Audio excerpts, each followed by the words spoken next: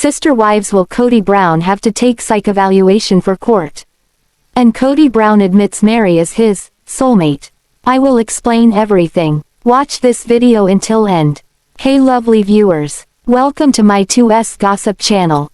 Lately, Sister Wives stars have been going through the process of life after leaving Kody Brown. In the present day, Christine Brown-Woolley has sued Kody, and he in turn countersued her involving custody and child support. With the court battle, does Kody Brown have to take a psychological evaluation? Kody Brown is facing off with Christine Brown-Woolley. Over the past few months, Sister Wives stars, Christine Brown-Woolley and Kody Brown have been working to settle a custody and child support battle in Utah courts. While Christine took her time bringing the initial case, Kody didn't waste much time with his countersuit. During the case, evaluators reviewed details determining how to proceed for Truely Brown. On Reddit, Sister Wives fans discuss Kody Brown's situation with a custody battle with Christine Brown-Woolley. Christine sued over child support and custody of their teenage daughter, Truely Brown. A user brings up the topic, Kody's psychological profile for custody case. Then, they ask, I had a friend involved in a custody dispute and both parents were required to be interviewed by a psychologist and their psychological reports were submitted as evidence in the case. Does anyone know if Utah does this? If not, can Christine's attorney file a motion requiring this? Obviously this information would be sealed and the public would have no access to it, but I feel it would only be beneficial to Truely since Kody is now trying to get 50% custody to reduce child support. Furthermore, they believe it would reveal Kody is unfit, saying, it is obvious from his behavior on the show he has psychological issues that seem to be escalating. Really hope he has to do a urine test too. Would that detect if someone is on steroids? One user says, I don't think that will be necessary. Truely is old enough for the courts to ask her what she wants. Doubt she'd want to spend half of her time with K&R. Although many Sister Wives fans are questioning where the original poster got the 50-50 custody, some people believe Kody Brown won't have to have a psych eval unless Christine Brown-Woolley forces the issue. One user says, no, Utah doesn't require parents have a psychological evaluation. The judge can order it, either party can request it. Furthermore, the viewer inquires, where are you getting he's trying to get 50% custody from? Someone else clarifies, there is so much misinformation and assumption on that. Christine filed, he responded and people think he is countersuing because WOACB said something that either she or people twisted the info and turned it into he's suing for full or 50-50. None of us know, including WOACB, what is happening and IDK when they will go to court. Another viewer adds, I doubt he'd comply with psych eval or take it seriously. While many people see Kody Brown as unhinged, only time will tell if he complies. Other fans offer their knowledge on the matter. Someone else says, I would love to read a psychiatrist's assessment of Kody's anger issues and lack of impulse control, and Robyn's victim complex. Madison is so right to keep them away from her kids, as she referenced his anger and inability to self-reflect on her podcast recently. It's not a psychological evaluation. It's a court-appointed advisor who interviews both parents separately and sometimes the child, depending on their age. The court-appointed advisor then submits their report to the court with their recommendations. This report is highly influential with the judge. A family court judge will only order a psychological evaluation if there is evidence presented that deems one necessary. Like suicidal threats, major depression, etc. A judge is not going to order Kody to have one done. However, according to wall-and-wall attorneys in Salt Lake City, Utah, there is a good chance Kody Brown may have psychological testing. Their website indicates, a good evaluation incorporates multiple sources and methods for gathering information, including psychological testing of both parents and children. Another Redditor has experience in New York. I'm a clinical psychologist in NYC and here a parental psych eval can be requested by either party, by either attorney or by the judge herself.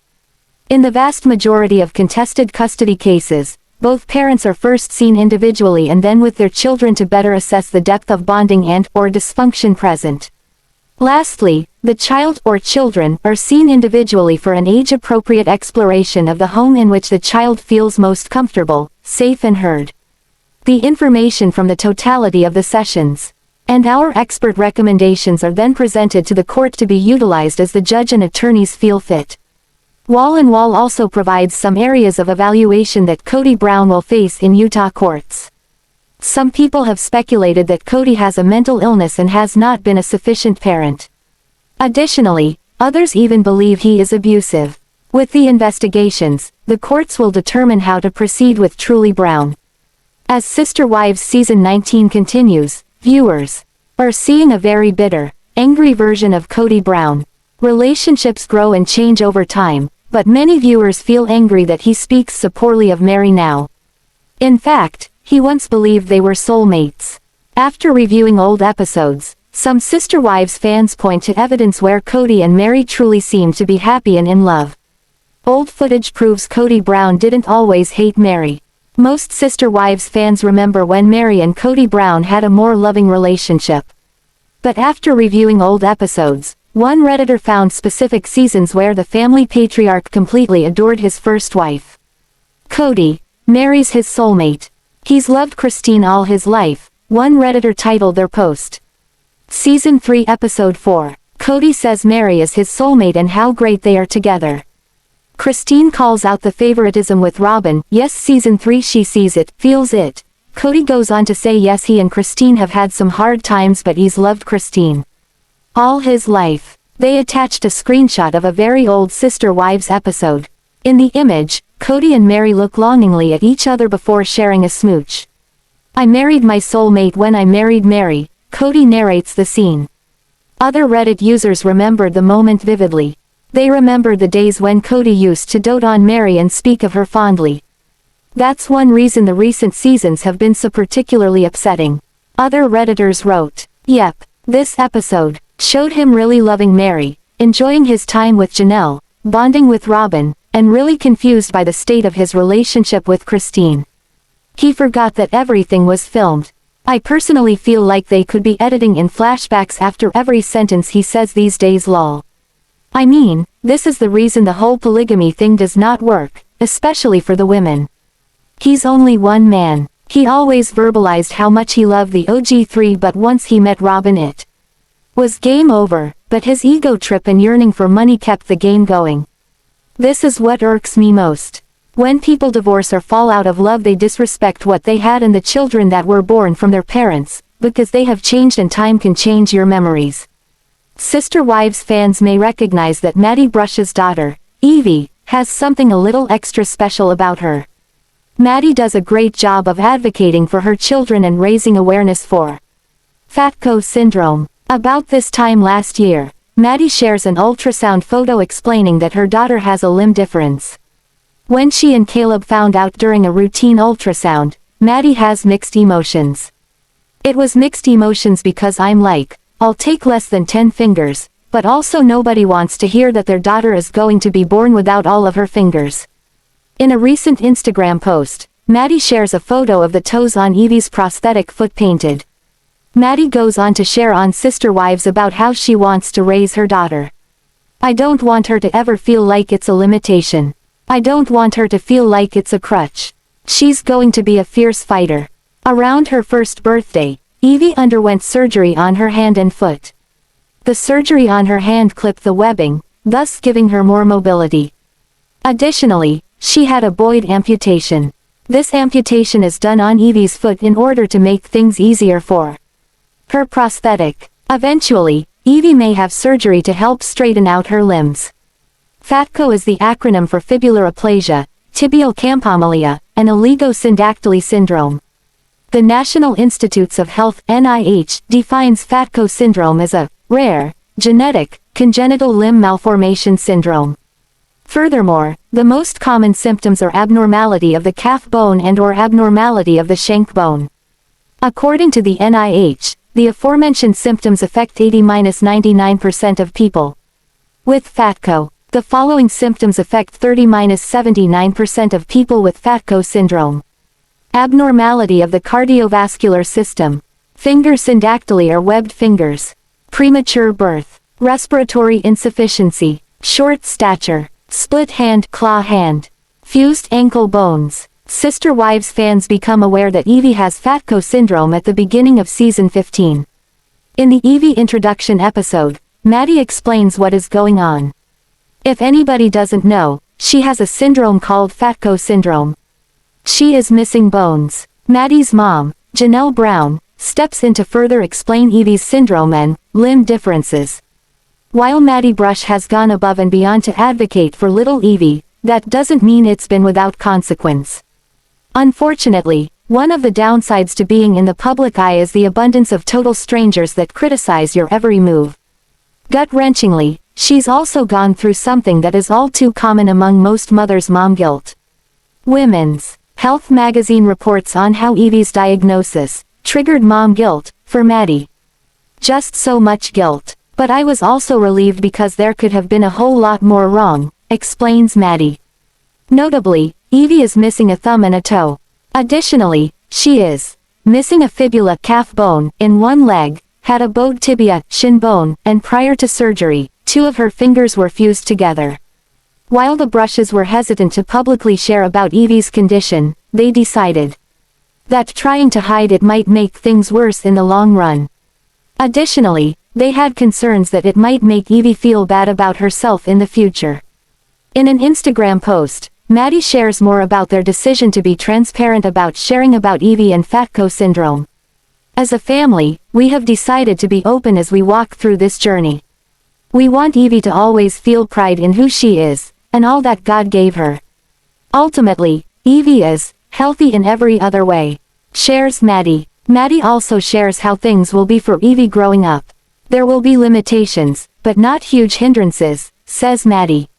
Sister Wives fans watch as the wives go through many changes. Throughout 15 seasons, it is apparent that each wife has their own loyal base.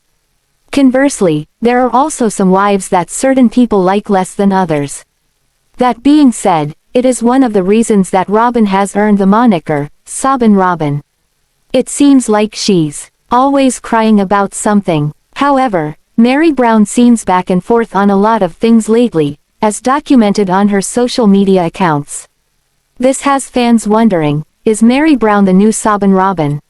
Sister Wives Meri Brown recently took to Instagram to explain herself, again.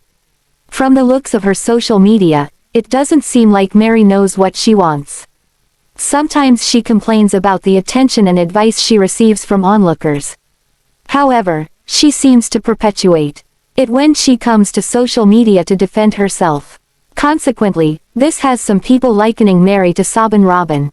Notably, Meri's most recent post has a very long caption. However, the quote, in the beginning, sums it up nicely. It reads as follows: "I know my value. Anyone else's opinion doesn't really matter," writes Meri. After that, Meri goes on to give a list of things that she gets. The caption goes to show that Meri pays attention to what is said about her on social media. She acknowledges that she's in the public eye, and that people want the best for her. Does she know that there is a group of fans that are calling for a Meri Brown spin-off show? One fan has already dubbed it, "Moving On with Meri." Throughout the caption, it is apparent that Meri knows she has people who have her back, but she's also aware of the haters. She goes on to explain that she knows her worth and value. Assumably, this could be a dig at people that tell her she's too good for Kody. She also says that "I know what's in my heart and my head."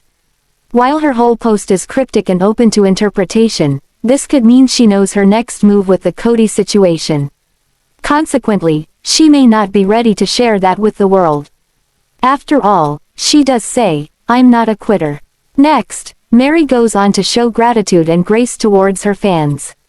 "I'm grateful to those who reach out in kindness trying to share a kind word and supportive voice," writes Meri. In conclusion, she goes on to share that people try to place labels on her on a daily basis. "I assure you, that is not the Meri Brown that you think you know," writes the Sister Wives matriarch. Thanks for watching this video. What do you think about this video? Told on comment box and subscribe our channel.